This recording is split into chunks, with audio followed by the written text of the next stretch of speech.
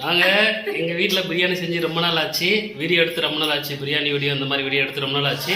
இன்றைக்கி பிரியாணி வீடியோ செஞ்சு எப்படி இருக்குன்னு இவங்க சொல்லுவாங்க, நான் செய்கிறேன், இவங்க சொல்லுவாங்க. செய்ய தெரியாது, பிரியாணி செய்ய தெரியாது. ஓகே, சாப்பிட தெரியும், செஞ்சு கொடுத்தா நல்லா சாப்பிடுவாங்க. ஓகே, இன்றைக்கி ரொம்ப நாள் கழிச்சு நம்ம வீட்டில் பிரியாணி செய்ய போகிறோம்.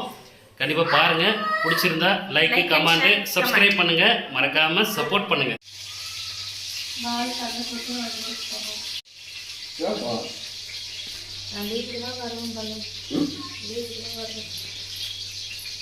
என்ன பிரியாணியா? பிரியாணி அப்புறம் எண்ணெய் ஊற்றி பட்டை கிராம்பு போட்டாச்சு.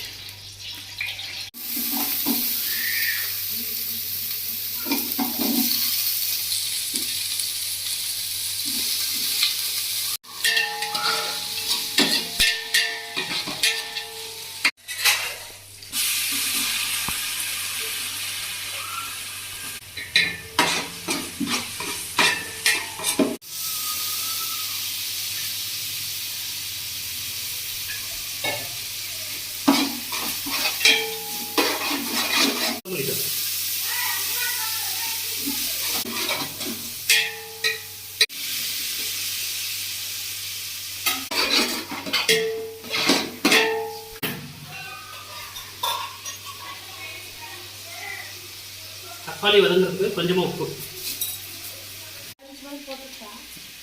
போடு.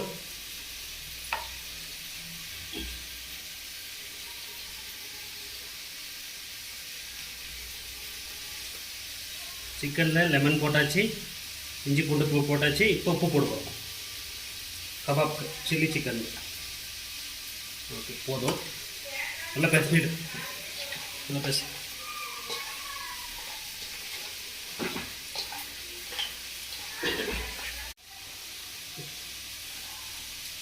கபாப் மசாலா போட்டு மிக்ஸ் பண்ணிடுவோம்.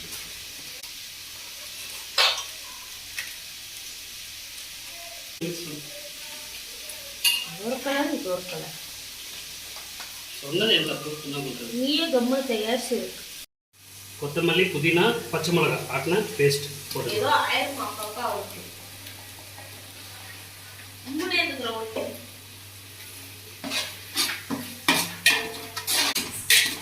கொஞ்சம் நல்லா வேகட்டும். அப்புறம் இந்த கொத்தமல்லி, புதினா, பச்சை மிளகாய் வாசனை நல்லா போகும். கொஞ்சம் நல்லா வேகட்டும்.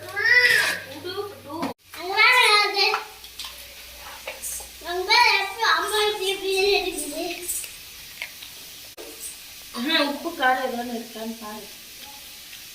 சரிடலாம்.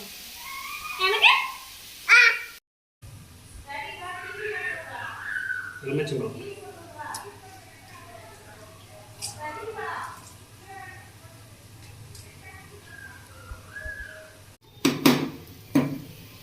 மசாலா நல்லா வதங்கிடுச்சு. பச்சை மிளகாய் அப்படியே போட்டுருவோம்.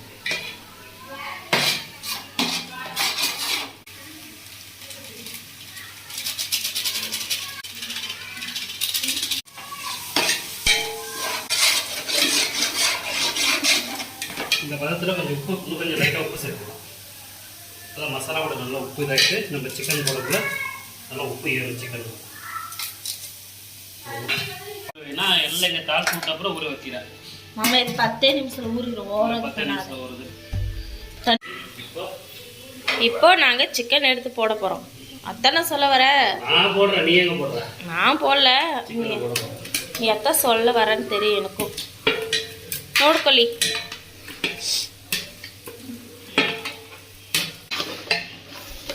மாமா, எனக்கு ஒரு டவுட்டு. நீ எப்படி சமையல் எல்லாம் கற்றுக்கிட்ட? அப்படியே கற்றுக்கிட்ட சின்ன வயசுலேருந்து ஒன்றா பண்ணி.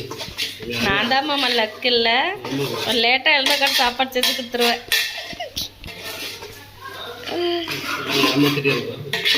நான் எங்கே மாமா டெய்லி ஏமாத்துறேன்னா? அப்படி கொஞ்சம் நல்லா வதங்கட்டும்.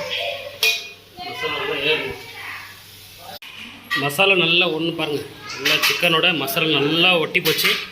இப்போ நம்ம என்ன பண்ண போகிறோம்னா, தண்ணி நம்ம எவ்வளோ அளவு தண்ணி எடுத்து வச்சுருக்கோமோ அதை ஊற்ற போகிறோம். நமக்கு தேவையான தண்ணி ஊற்றிக்கலாம். நம்ம அரிசி எவ்வளோ வச்சுருக்கோமோ அவ்வளோ தண்ணி சேர்த்துக்கலாம்.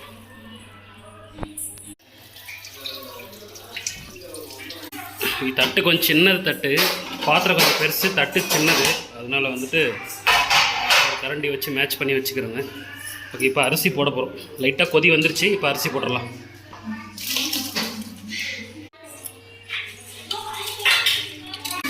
நம்மலாம் இந்த பிரியாணிக்கெல்லாம் வந்து பிரியாணி அரிசி தான் போடணும் அதெல்லாம் இல்லை.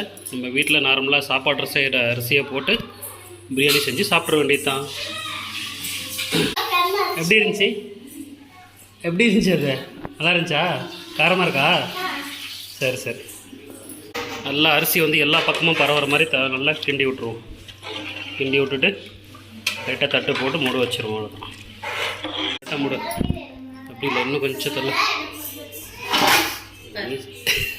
சொதி போட்டாச்சு. தட்டை மூடியாச்சு, நல்லா வேகட்டும். இருங்க, லைட்டாக கிண்டி விட்ருவோம். லைட்டாக அரிசி மேலே வந்துருச்சு, வெந்து லைட்டாக கிண்டிடுவோமா?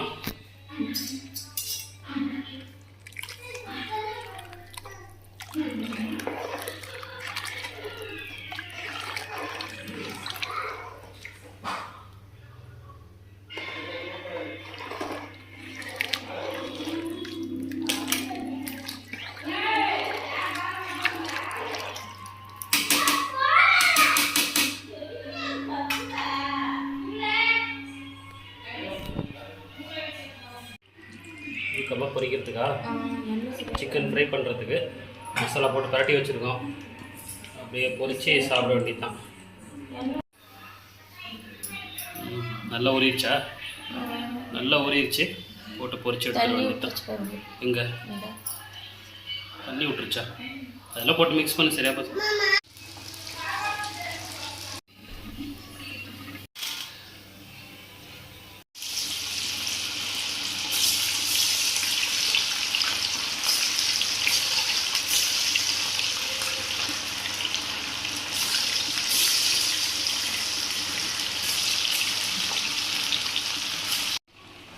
பார்த்துரு உண்டு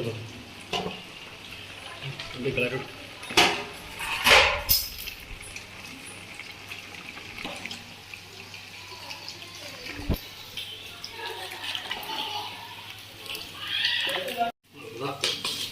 இப்போ தம் போட போகிறோம். நல்லா கரெக்டாக வந்துருச்சு. ஒரு வாட்டி லைட்டாக கிண்டி விட்டு இந்த மாதிரி எல்லா பக்கமும் சமமாக கிண்டி விட்டு தம் போடலாம். எடுத்துட்டு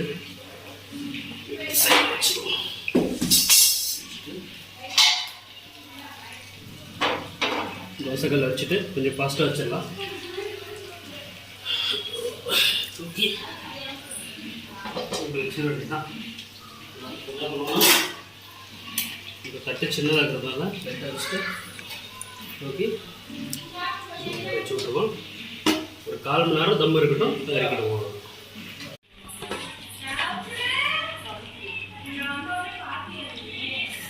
அப்படியே லைட்டாக கிண்டு.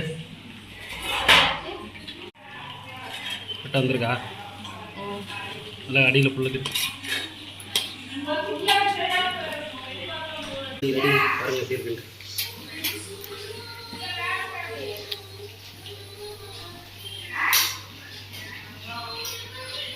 பிரியாணி ரெடி, சாப்பிடலாம்.